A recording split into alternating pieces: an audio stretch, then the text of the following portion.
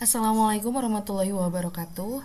Pada video kali ini saya akan membahas mengenai aspek sumber daya manusia yang akan kita kaji ketika kita ingin membuat studi kelayakan bisnis atau studi kelayakan usaha. Di dalam video ini yang akan kita bahas itu ada perencanaan SDM. Nah, ini meliputi memilih manajer proyek, memilih tim proyek, dan juga proses perencanaannya itu seperti apa. Yang kedua ada analisis pekerjaan. Nah, di sini itu nanti yang termasuk ke dalam analisis pekerjaan kita akan membahas terkait dengan rekrutmen, seleksi, orientasi ya, training and development, kemudian sampai ke placement atau ke penempatan sumber daya manusia itu ke dalam suatu divisi.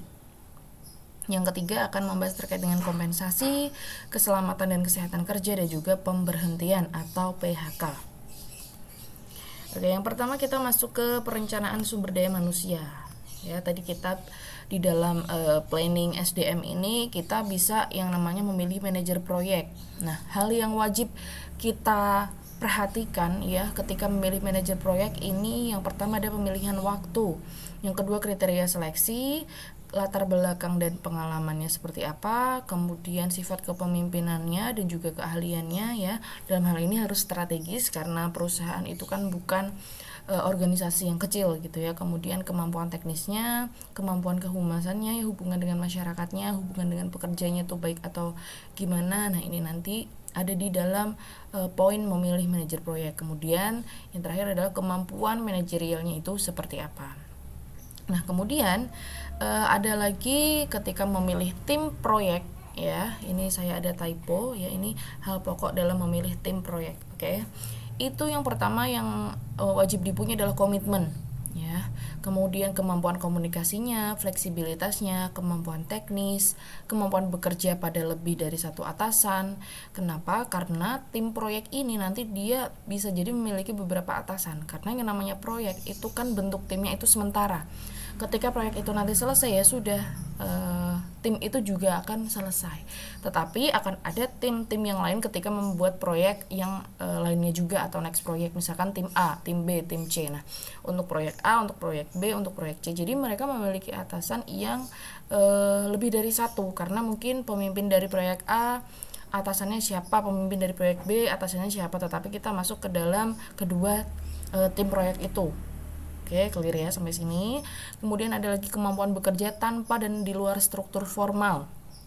Ya, jadi memang kalau ada struktur organisasinya itu kita jadi bisa tahu ya tupoksinya seperti apa. Nah, kalau di sini ya tim proyek ini harus memiliki kemampuan bekerja tanpa dan di luar struktur formal ya. Meskipun di luar tupoksi, tapi kalau tidak melenceng itu juga kita harus punya kemampuan ya bekerja di sektor seperti itu. Kemudian kemampuan untuk saling mempercayai satu tim, karena yang namanya tim proyek kita ini nggak bisa kerja sendirian, karena kita itu satu kesatuan ya, kombinasi dari beberapa divisi, jadi memang harus saling kompak istilahnya. Nah, di dalam proses perencanaan SDM itu ada yang namanya perencanaan dari atas ke bawah. Ya, ini itu adalah penentuan jumlah tenaga kerja yang dibutuhkan disesuaikan dengan rencana menyeluruh dari perusahaan baik untuk jangka panjang maupun jangka pendek. Contohnya, biaya tenaga kerja itu tidak boleh lebih dari 40% keuntungan perusahaan. Nah, untuk perencanaan dari bawah ke atas, ini terkait dengan penentuan jumlah tenaga kerja yang dibutuhkan disesuaikan dari kelompok kerja yang terkecil dan dihitung dari kapasitas kerja maksimalnya. Kemudian ada ramalan ya atau forecast, ini menentukan jumlah tenaga kerja yang dibutuhkan dengan meningkatkan pendayagunaan orang-orang yang ada saat ini. Nah, yang kedua kita akan membahas terkait dengan analisis pekerjaan ya. Jadi apa sih itu analisis pekerjaan? Pekerjaan kok dianalisis gitu ya.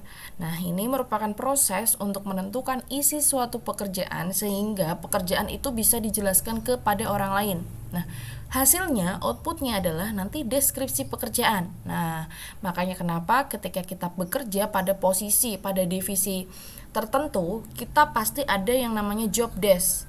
Kalau pekerja itu tidak punya job desk, dia akan bingung mau ngerjain apa, dan yang pasti tidak sesuai dengan tupoksinya ya. Tetapi kalau pekerjaan itu sudah dianalisa ya, kita bisa tahu ya kerjaan ini sifatnya seperti apa, job desk-nya untuk pekerja A itu apa ya, karena job desk ini sangat penting ya untuk mencapai tujuan perusahaan. Kenapa? Kalau ada satu aja pekerjaannya itu yang kerjaannya tuh nggak sesuai dengan job desk, otomatis pekerjaan yang seharusnya diselesaikan oleh orang itu akan terbengkalai dan selesainya lebih lama. Nah, itu akan mempengaruhi tujuan akhir perusahaan gitu. Apalagi kalau proyek ya, proyek itu kan ada tenggat waktunya ya, ada schedule project gitu, dan ada identify team ya, dan juga resourcesnya tuh harus jelas gitu. Biasanya sudah di schedule, ada memang schedule-nya sendiri untuk suatu proyek gitu. Tapi kalau memang pekerjaannya itu nggak ada job desk-nya, tidak mengerjakan sesuai dengan job desk, pasti akan terbengkalai gitu aja ya. Nah, selanjutnya diperlukan syarat yang harus dipenuhi agar suatu pekerjaan itu bisa dikerjain oleh orang yang tepat. Jadi nggak hanya cepat aja, tapi juga kalau bisa pekerjaan, bukan kalau bisa ya, tapi memang pekerjaan itu harus diselesaikan dengan tepat. Nah, kemudian proses selanjutnya tuh apa ketika itu sudah tahu job desk-nya itu apa. Misalkan untuk divisi marketing, job desk-nya adalah nanti pemasaran di lapangan, kemudian nanti call ke agen gitu ya, terus nanti kunjungan, ada lagi nanti memasarkan produk, menjelaskan produk. Nah, seperti itu. Itu kan tadi job desk kepada sales, istilahnya tadi job desk untuk pekerjaan sales gitu ya. Job desk-nya seperti itu. Nah, ya selanjutnya tuh ngapain ya? Kita cari tenaga kerjanya ya dari rekrutmen. Ya, rekrutmen ini banyak sekali perusahaan itu yang melakukan rekrutmen terbuka maupun tertutup ya. Jadi biasanya ketika ada posisi tertentu yang kosong, itu perusahaan ada ya, beberapa perusahaan yang tidak langsung open ke publik. Biasanya mengambil dari karyawannya itu sendiri yang ada di posisi bawah ya, untuk naik, bukan naik jabatan, tapi untuk diminta memasukkan lowongan pekerjaan di perusahaannya itu sendiri.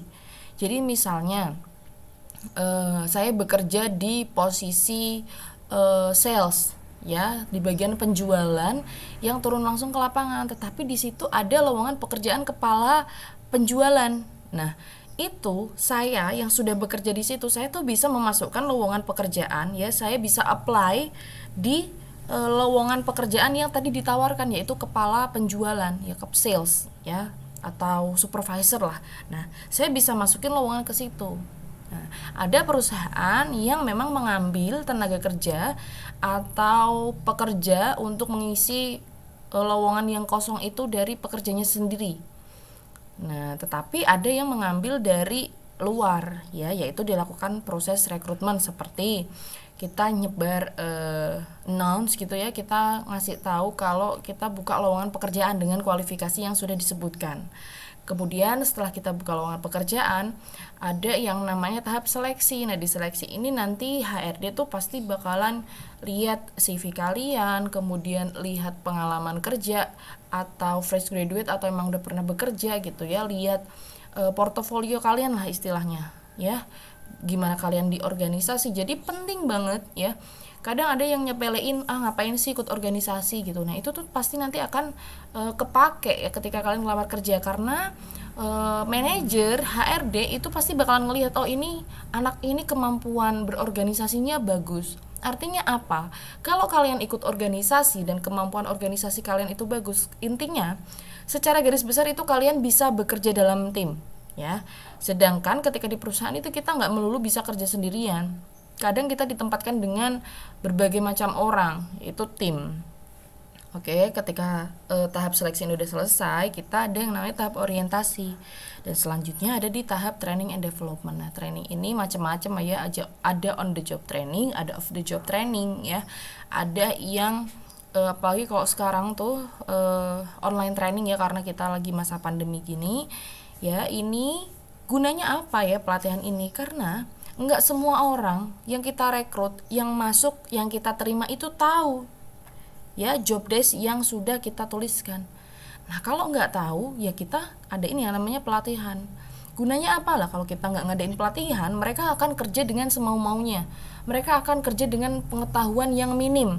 Karena meskipun mereka tahu job desk-nya A, B, C, D, E, itu mereka pasti masih ngawang-ngawang, ini disuruh ngapain, untuk perusahaan manufaktur ini ngapain, perusahaan jasa ini ngapain, kayak gitu. Jadi perlu yang namanya pelatihan Karena ini adalah proses yang pekerja itu tahu seluk-beluk perusahaannya itu seperti apa, kenal sama perusahaannya, termasuk visi misi perusahaannya, tujuan perusahaannya itu seperti apa ya. Jadi setelah pelatihan selesai, nanti ada yang namanya tahap pengembangan ini macam-macam ya. Kemudian sampai di tahap placement. Setelah di training tahu nih, oh kemampuan si A ini dia lebih banyak di kayak gini, nanti kita bisa ditempatin di, meskipun kita udah tahu ya dari awal apply di bagian marketing atau sales misalnya, tapi penempatan itu bukan berarti kita pindah divisi, tapi si perusahaan itu bakalan mikir, oh ini cocoknya untuk di bagian sales ke daerah ini misalnya, seperti itu ya. Yang ketiga ada yang namanya kompensasi atau penggajian ya.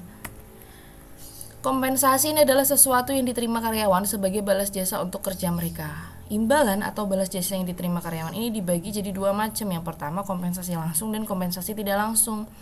Tujuan adanya kompensasi ini yaitu meningkatkan prestasi kerja, motivasi, dan juga kepuasan kerja para karyawannya. Yang keempat ada keselamatan dan kesehatan kerja. Nah, keselamatan dan kesehatan kerja ini adalah hal yang paling penting dalam aspek sumber daya manusia. Kenapa?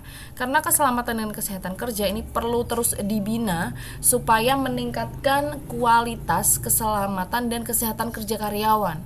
Jadi, keselamatan dan kesehatan kerja ini termasuk di dalamnya adalah kesehatan fisik dan mental. Selanjutnya ada pemberhentian. Nah, ini biasa kita kenal dengan pemberhentian hubungan kerja, ya, pemutusan hubungan kerja atau PHK.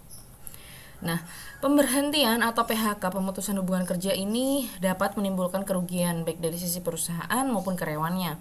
Jadi pemberhentian hubungan kerja ini memang lebih baik itu didasarkan pada undang-undang atau peraturan yang berlaku. Karena ketika karyawan itu di PHK, maka perusahaan itu wajib memberikan hak yang harus didapatkan oleh karyawan itu sendiri. Sekian yang dapat saya sampaikan terkait dengan materi aspek sumber daya manusia untuk mata kuliah studi kelayakan bisnis. Semoga video ini bisa bermanfaat buat teman-teman ya. Dan saya akhiri, wassalamualaikum warahmatullahi wabarakatuh.